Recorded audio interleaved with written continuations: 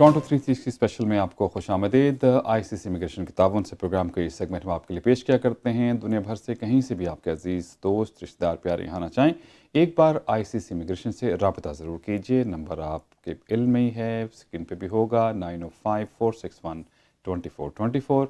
और एमडी भाई as usual हमारे साथ मौजूद हैं। एमडी भाई, वेलकम यू इन टोरंटो 360। बहुत शुक्रिया अर्शद भाई, थैंक यू वेरी मच जी। सबसे पहले तो आपको और प्रोग्राम्स देखने वाले तमाम भाई बहनों को एमडीआरडी के जानिब से, आईसीसी इमिग्रेशन टीम की तरफ से आदाब, नमस्कार, सत श्री अकाल, thank you very much for. बहुत शुक्रिया आपका। और हमने पिछले जो है सेगमेंट में कुछ बात की थी एक्सप्रेस एंट्री के वाले से, लेकिन इस एक हफ्ते के दौरान उसका कुछ रिजल्ट आया। मैं चाहूँगा थोड़ा सा उस पर टच बेस करें कि क्या रिजल्ट रहा। अर्शद भाई, आज 83rd ड्रॉ आज आउट हुआ है एंड 83rd ड्रॉ में 3000 इन्विटेशंस दिए गए हैं। अच्छा। और 442 पॉइंट्स के कट ऑफ पे गया है ये ड्रॉ। पहला ड्रॉ 446 पे गया था, फिर 444 पे गया जो 24 जनवरी वाला, और आज 442 पे गया। तो ये ड्रॉज नीचे जा रहे हैं। कॉम्प्रिहेंसिव रैंकिंग सिस्टम 2-2 पॉइंट्स करके नीचे जा रहा है, बट नीचे जा रहा है। एक ही चीज़ कहना चाहूँगा, जो दोस्त हमारे प्रोफेशनल्स हैं, this is the best time to apply for immigration to Canada. इससे बेहतर टाइम नहीं हो सकेगा। अगर आपकी उम्र 35 साल से कम है, आपके पास ग्रेजुएशन या मास्टर्स है, कम से कम 2 साल का अगर आपके पास प्रोफेशनल एक्सपीरियंस है, अगर मास्टर्स किए तो 1 साल के साथ भी आप क्वालिफाई कर जाएंगे। अगर बैचलर्स है तो 3 साल का एक्सपीरियंस चाहिए। चाहे डॉक्टर हों, इंजीनियर्स हों, इलेक्ट्रीशियंस हों, प्रोफेशनल्स हैं, किसी भी फील्ड में हैं, तो this is a time to take advantage of express entry. आप आईलेट्स में हम हमेशा कहते हैं कि आपका यू शुड स्कोर मैक्सिमम 8,666 होंगे, 8 listening, 7 in reading, writing and speaking, तो आपकी राइट अवे एप्लीकेशन पिक हो जाएगी। 1 साल के अंदर आप विद फैमिली लैंड कर जाएंगे। सो ग्रैब दिस अपॉर्चुनिटी, इसको जाने ना दें। ये आज अवेलेबल है। पहले तो 10-10 साल अर्शद भाई लाइन लगे रहते थे, सिस्टम है, पता नहीं आता, जवाब ही नहीं आता था। तो अब तो 8 से 12 महीने में आप इमिग्रेंट हो जाते हैं। इससे बेटर क्या हो सकता है। गुड। नाज़रीन इकराम, बिल्कुल गौर से जनाब बात सुनिए एमडी साहब की, और जल्द अज जल्द आप इनसे रब्ता भी कर सकते हैं। अच्छा, सबसे ज़्यादा लोग हम साउथ एशियन की बात करें तो अक्सर औकात कहते हैं सानू विजिट ते बुला रहा है नॉर्मली, और आते भी बहुत से लोग हैं। इसका कोई स्पेसिफिक क्राइटेरिया है कि विजिट वीज़े पे कौन लोग आ सकते हैं और इसके चांसेस कितने होते हैं? अर्शद भाई, लास्ट ईयर 2017 में तकरीबन 1.5 मिलियन विजिट वीज़ास कनाडा के लिए ग्रांट किए गए। 1.5 मिलियन 15 लाख वीज़ास ग्रांट किए गए हैं। एंड इसमें विजिट वीज़ास भी हैं, सुपर वीज़ास भी हैं, बिजनेस वीज़ास भी इसमें इंक्लूडेड हैं। तो एक ही चीज़ कहना चाहूँगा, ऑफिसर्स वीज़ा देने को तैयार बैठे हैं, बट अगर आप कहेंगे कि लिए फॉर्म भर दिए हमने और वीज़ा लग जाए, तो वो नहीं होगा। ऑफिसर ने अपनी ड्यू डिलिजेंस जरूर करनी है। वो देखना क्या चाहता है विजिट वीज़ा में, सबसे पहले तो वो देखना चाहता है कि एज अ होस्ट आप कनाडा में जो बुलाने जा रहे हैं अपने दोस्तों को, भाइयों बहनों को, वो कितने एस्टैब्लिश्ड हैं, ठीक है, वो क्या जॉब कर रहे हैं, क्या बिजनेस कर रहे हैं, उनके फाइनेंशियल रिसोर्सेज कैसे हैं, जिन्होंने स्पॉन्सर करना है। जो इंडिया से आएंगे, पाकिस्तान से आएंगे, मिडल ईस्ट से आएंगे, उनको लुक आफ्टर आप कैसे कर सकते हैं। आप कर सकते हैं या नहीं कर सकते, आप उनकी बोर्डिंग और लॉजिंग को लुक आफ्टर कर सकते हैं या नहीं कर सकते, आपका रिलेशनशिप क्या है उनके साथ।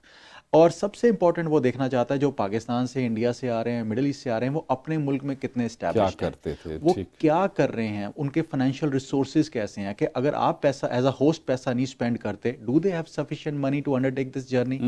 उनके अगर उन्होंने जॉब करते हैं तो उन्होंने छुट्टियां ली हुई हैं, उनके रिसोर्सेज कैसे हैं, उनके टाइज बैक होम के साथ कैसे हैं, क्या चीज़ें ऐसी होंगी जो उनको वापस अपने मुल्क में खींचेंगी। और आईसीसी इमिग्रेशन पे हम जब भी फाइल पुटअप करते हैं अर्शद भाई, तो हम इन सारी चीज़ों का ख्याल रखते हैं। हम ऑफिसर्स को फाइल इस तरह से प्रेजेंट करते हैं कि उनके जो वो सोच सकें इमिग्रेशन के हवाले से, उनको सपोर्टिंग एविडेंसेस, डॉक्यूमेंट्स के साथ वो इन्फॉर्मेशन फाइल में नजर आनी चाहिए। और अगर उन्होंने पहले कभी ट्राई किया था, किसी वजह से रिफ्यूज़ हो गया विजिट वीज़ा, तो डज नॉट मैटर। अगर 1 बार, 2 बार, इवन 10 बार की भी रिफ्यूज़ल है, तो वो रिफ्यूज़ल लेटर लेकर एक बार हमारे साथ फ्री कंसल्टेशन के लिए ज़रूर आकर डिस्कस कीजिए। है क्या, जब कंसर्न्स आए ऑफिसर्स के, वो कंसर्न्स एड्रेस करने हैं और उसको प्रोफेशनली किस तरह से एड्रेस करना है, उसके लिए हम आईसीसी इमिग्रेशन पे बैठे हुए हैं। और आज की डेट में तो हम आपको ये भी नहीं कहते कि हम आपको फाइल बना दी और आप पाकिस्तान से या इंडिया से या मिडिल ईस्ट से लगाएं। हम यहाँ से बैठे हुए अपने ऑफिस से ही फाइल पुट अप कर देते हैं अपनी रिप्रेजेंटेशन के अंदर, और आपको रिप्रेजेंट करते हैं। उसके वीज़ा लगने के चांसेस और भी बढ़ जाते हैं। उसका रीज़न होता है कि एक तो हम रेगुलेटेड कंसल्टेंट्स हैं, approved by citizenship and immigration, और सेकंड ऑफ ऑल ऑफिसर्स को पता होता है कि आईसीसी से जो फाइल्स आ रही हैं वो क्लीन फाइल्स हैं, एक रेपो भी बनी होती है, and it also makes lot of difference. So और पिछले 10 सालों में अरशद भाई हम तकरीबन 8000 के आसपास रिफ्यूज केसेस के ऊपर सक्सेसफुली वीजा ले चुके हैं। फर्स्ट टाइमर्स की बात नहीं कर रहा, रिफ्यूज केसेस की बात कर रहा हूँ। तो अगर कोई ऐसे एप्लीकेशन है आप डिस्कस करना चाहते हैं, और बहुत सारे ऐसे भी दोस्त हैं जो जिनके रिलेटिव्स नहीं है कनाडा में, दोस्त नहीं है, वो कहते हैं हमें इनविटेशन नहीं मिलेगा, तब भी आपकी हम फाइल यहाँ से प्रोसेस कर सकते हैं। ठीक। अच्छा, अब एक तो लोग हैं जो वैसे विजिट के लिए आ रहे हैं, उनके टाइज हैं, पैसे, अब जैसे फैमिली है, एक्सटेंडेड फैमिली होती है, यहाँ किसी की सालगिरह है, अकीका है, शादी है, मंगनी है, मुख्तलिफ त्यौहार होते हैं ना, तो उसके लिए अगर, क्योंकि उनके पीछे मुमकिन टाइज तो होंगे लेकिन फाइनेंशियल मुमकिन है कोई 60 ईयर्स के हैं, 50 ईयर्स के हैं, तो उनके क्या चांसेस हैं? बिल्कुल चांसेस हैं अरशद भाई। आप अपने किसी भी एक्सटेंडेड फैमिली को यहाँ पे बुलाना चाहते हैं तो आप बुला सकते हैं, और ये भी नहीं कि आपको ओकेजन की जरूरत है, ये भी जरूरत नहीं है कि एनिवर्सरी ही होनी चाहिए या कोई बर्थडे ही होना चाहिए, तभी कहते हैं कि उस वक्त गैदरिंग हो जाए तो उस वक्त लोग कोशिश करते हैं कि आ जाएं, वो मैटर करता है। बट अगर नहीं है तो you do not need to, अपने दोस्तों को, अपने भाइयों को मिलने के लिए आपको कोई बहाने की जरूरत नहीं है। हम जब पुटअप करते हैं एप्लीकेशन को, इस तरह से पुटअप करते हैं कि हम एक एक चीज को एड्रेस करते हैं। और एक और चीज अरशद भाई जरूर कहना चाहूंगा कि बहुत सारे दोस्त हमारे ऐसे हैं जो सेल्फ एम्प्लॉयड हैं, कैब ड्राइविंग में है, कंस्ट्रक्शन में है, ट्रकिंग में है, इनकम बहुत बढ़िया है, but end of the year जब वो नोटिस ऑफ असेसमेंट पे खर्चों के बाद डालते हैं तो वो 15,000, 20,000, 25,000 रहता है। तो वो सुपर वीजा के लिए या उसके लिए आज की डेट में 10-10 साल के विजिट वीजास ग्रांट कर रहे हैं। उसमें ये नहीं आपकी इनकम कितनी है, आपके रिसोर्सेज हमने देख लेने हैं और उसको उसी तरह से पुटअप करना है पॉजिटिवली, ताकि ऑफिसर को नजर आए कि अगर नोटिस ऑफ असेसमेंट पे उतना नहीं है but they are financially capable enough to look after अम्मी अब्बू या भाई बहनों को या दोस्तों को। अगर आप चाहते हैं कि आप अपने लव्ड वंस को यहाँ पर बुलाएं और अपनी सक्सेसेस उनके साथ शेयर करें, तो इस अब टाइम है कि हम फॉल्स के लिए एप्लीकेशन अभी भी कर सकते हैं। सो उनके लिए आप हमारे साथ टच हो, मतलब एवरीबॉडी कैन अप्लाई, मतलब अप्लाई करने में कोई नहीं है, लेकिन आपके पेपर जो हैं वो कंप्लीट तरीके से प्रेजेंट हों तो वो बेहतर हो। राइट। अच्छा, अब हम आ जाते हैं स्पाउसल जो केसेस हैं उनकी स्पॉन्सरशिप के वाले से। पहले तो बहुत वक्त लगता था, अभी थोड़ा सा सुना है कि कुछ कम हो गए, लेकिन मैंने ये भी सुना कि अगर आप एक दफ़ा गलती करते हैं तो वो 1 साल आपको पीछे ले जाती है। कैसा ही है अरशद भाई? आज की डेट में आपने बिल्कुल ठीक कहा जी, वक्त अब कम हो गया। पहले तो 40 महीने तक चला गया था पाकिस्तान का, इस्लामाबाद का प्रोसेसिंग टाइम, फिर वो यूके में एप्लीकेशन प्रोसेस हो रही थी, वो 18 महीने तक चला गया था। आज की डेट, इंडिया का भी टाइम 18 से 19 महीने का था।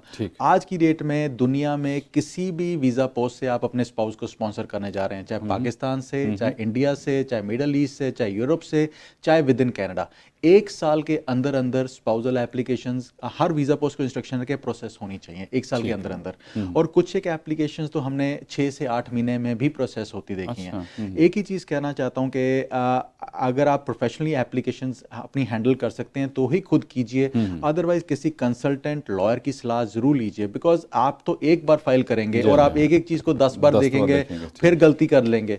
जब प्रोफेशनल्स का काम होता है वो आपको अपडेटेड इन्फॉर्मेशन प्रोवाइड करते हैं, वो रोजाना के तौर पे फिल कर रहे होते हैं। और एक चीज हम कहते हैं कि अगर आप शादी कराने, निकाह कराने जा रहे हैं तो जाने से पहले हमारे ऑफिस में होके जाइए, हमारे से अपडेटेड किट्स लेकर जाइए, और उस किट्स में हम एक एक चीज डिस्कस करते हैं कि उस वीजा पोस्ट पे क्या चल रहा है, ऑफिसर्स क्या क्या चीज डिमांड करें, ताकि फर्स्ट इंस्टांस में वो सारी इंफॉर्मेशन प्रोवाइड कर दी जाए ताकि ऑफिसर बाद में वो डिमांड ही ना कर सके।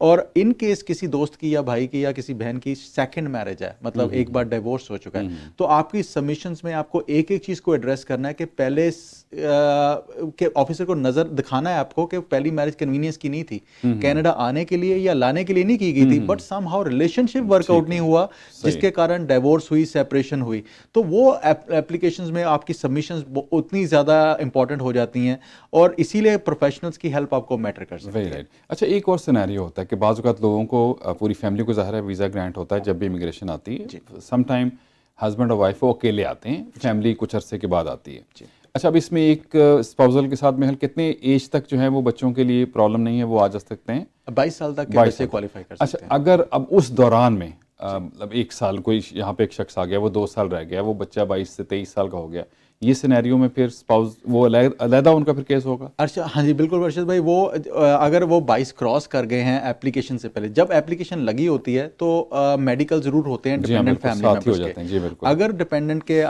अगर आप उनको नॉन कंपनिंग मेंबर भी कर रहे हैं और उनके साथ में मेडिकल्स करवा लिए तो you are still good to go. But अगर उनकी 22 से उम्र ऊपर हो गई तो फिर आपको इश्यूज बाद में क्रिएट करने आपके लिए हो जाएंगे, मसले मसाइल हो जाएंगे।